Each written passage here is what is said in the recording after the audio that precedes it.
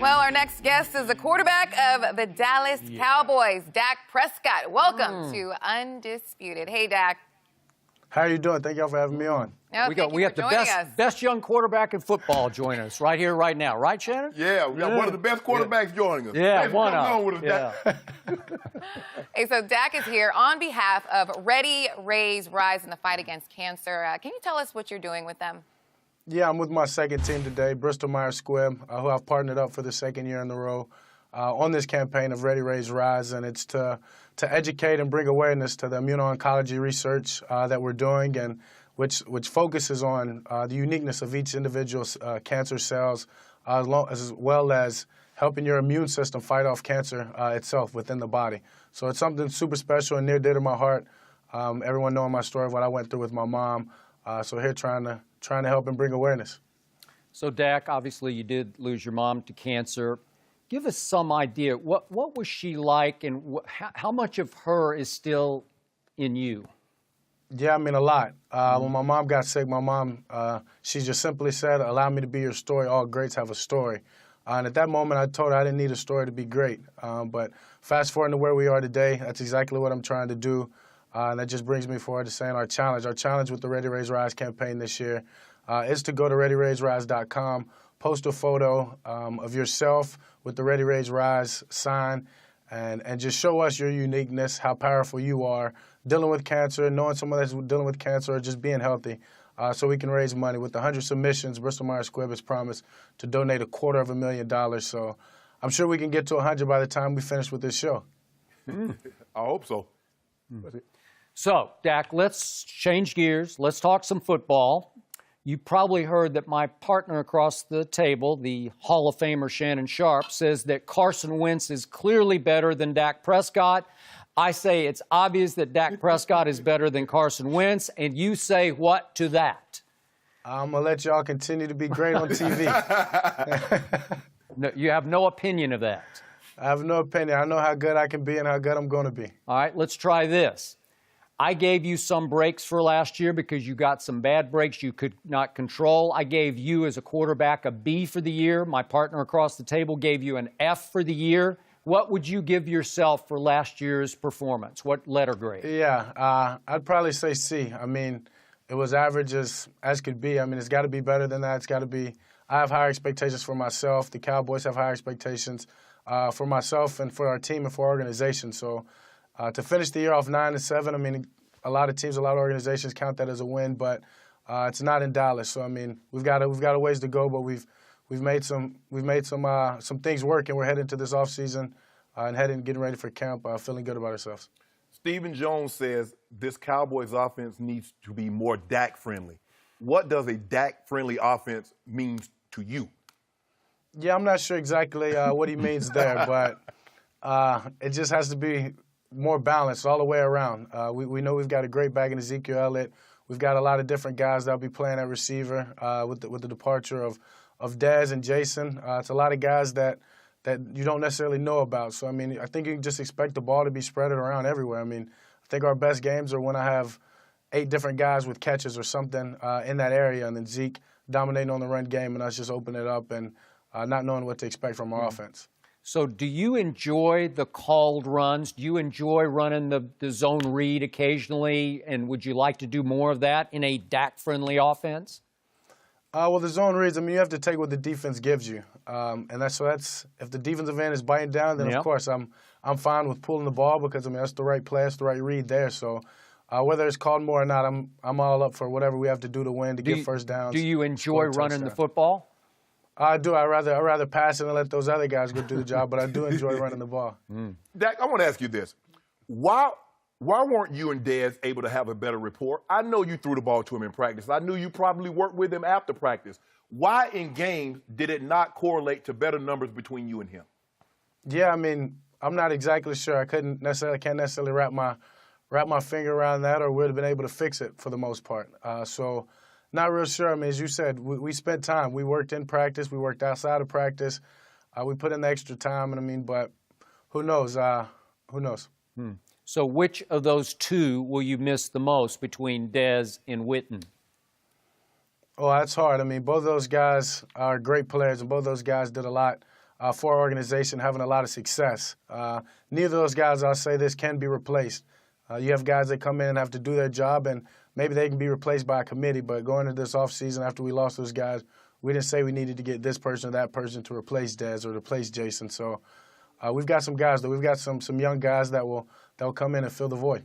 And are you surprised Dez doesn't have a job yet? I'm not surprised. I mean, it's just the simple fact of who knows what these contract talks are about. I mean, everybody knows he turned down the one deal.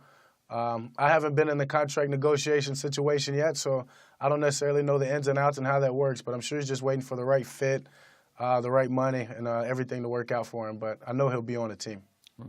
Skip and I debated this. You said the Cowboys are going to surprise some people in 2018. I was taken aback by that because you are the Cowboys, the most recognizable sports franchise in all the world, and you don't get to surprise people. What did you mean by you're going to surprise some people? You're going to surprise some people with the win-loss record or how good Dak Prescott's going to be? Yeah, I mean, I agree with you. When you play for the Dallas Cowboys, it's not necessarily like you're surprising people, but what I meant is people have certain expectations for us. So going into this year, we know how good we can be. We know the players that we have on this team. So when I say surprise, I think what I mean is their expectations will change, hopefully, throughout the season. But, yeah, Dak, and again, I'm speaking as a very long-time Dallas Cowboy fan, a fan of yours. Just 1 year ago today, you guys were a Super Bowl contender. You were arguably the favorite to win the NFC East, if not the NFC. And it's sort of come full circle to an okay draft and sort of not many moves in free agency. And I think we would all have to agree you're not quite the team you were a year ago. Is that fair to say? On paper, I'm sure. On paper, you can say that. As you said, a year ago, we were coming off of a great season, a 13-3 record, and a great season, as you said. So, I mean, but going into the Super Bowl champions this year, a year ago, I don't know if you say they're in that position. So on paper, yeah, we're a different team. But as I said, we know where we want to go, and we know what we got to do to get there. We like where we're at.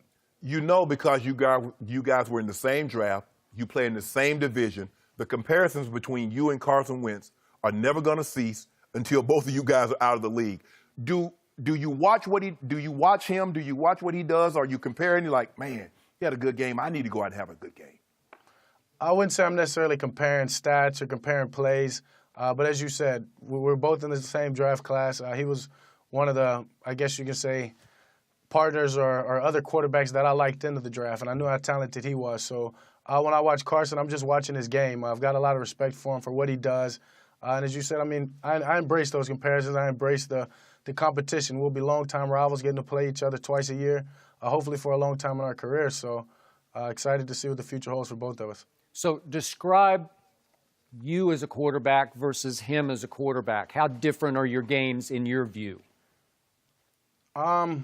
I mean, he's a big physical player. I mean, I think as well as I am too. But I don't know if I necessarily broke his game down enough to say these are the differences. This is the pluses here, the minuses there, and then vice versa for myself. But as I said, he's a great player. He's a great player that I can watch, always learn something from, always trying to learn something from other players in general. So he's a great player and will continue to be if he continues the way he's playing. Do you get upset by the constant comparisons between you and he? No, not at all. I don't necessarily pay attention to the comparisons. I know I just got to be the best that I can be for my team and for the Dallas Cowboy organization, and that's all I really worry about. So should the Philadelphia Eagles be the prohibited favorite to win your division this year?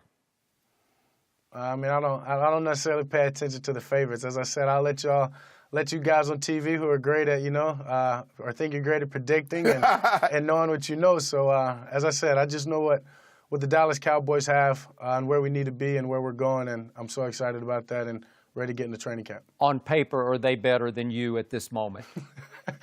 On paper, who knows? I mean, you tell me on paper. They won the Super Bowl last year. I think they won the Super Bowl with their backup quarterback, which is a shock to me. And who knows, maybe their backup quarterback will be their starting quarterback. See what I'm saying, Dak? See what I have to go through every day, Dak? See what I'm talking about? Yeah. This is what we talked about on the plane ride back. So Dak, what we talked about. Give me something to hang on to as a fan. Give me some off-radar player that you say so-and-so is going to rise and shine and surprise people? Yeah. One of your receivers. Who do you look at just through your mini camps and say, hey, so-and-so could be something next year?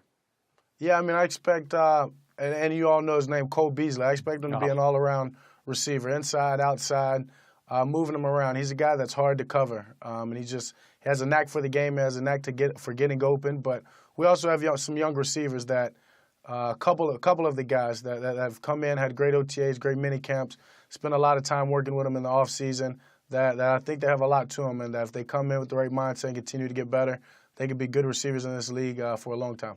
And by the way, what happened to Cole Beasley last year? His production dropped off like by half almost? What was he getting doubled more than usual? Yeah, I mean, when you have a year like he had the year before, defenses are good, and defenses get paid in this league too. So they come in and they double him, they bracket him, they put 2 or 3 guys on him inside. He just got more coverage, got more notice the year before, and defenses took note of that. Dak, when you set goals for yourself in 2018, how much are those stat-based compared to wins-based? No, they're all win-based. I know if we're winning, the stats are going to be there, and I know they're going to come. And if we're not, then obviously the stats aren't going to be there. So everything about me is all about winning, just trying to get wins, to get ourselves a chance to get into that postseason. And then once you're into that, it's one win at a time. So just worried about winning that game 1 in Carolina. So what do you think, 12 wins next year? I think a lot of wins. A lot of wins. You got to give us something, Dak. 11? Nah, you call it, Skip. I like your predictions, Skip. I like your predictions. I got 10. Will you buy into 10? I'll buy in. Yeah, that'll work for me. Yeah. I'll buy in. Yes. Philly's going to go 9-7 next year. What do you guys, Shannon? Well, Skip and I got a couple of cases of dudes that you guys are not going to make the playoffs. Yep. So I don't really want to go on record and say what I think the win total will be. But I don't think the win total will be enough to get you guys into the playoffs. But I think I hope you have a great season. But I just want to win my bet, though. Nah, sorry about that bet. Oh, you said I'm going to lose my bet. I just said sorry about that bet. Yeah, I think that was a prediction. I'll take that. So Dak, now he's in the prediction business. I'm not in the prediction business. I'm leaving that to y'all. He's in the back it up business, and he's going to back up what he just said. Well, I need him to back up. I know he has an F-150 or some type. I need you to back it, truck up, and bring me 20 cases of Sprite when I win my bet, Dak.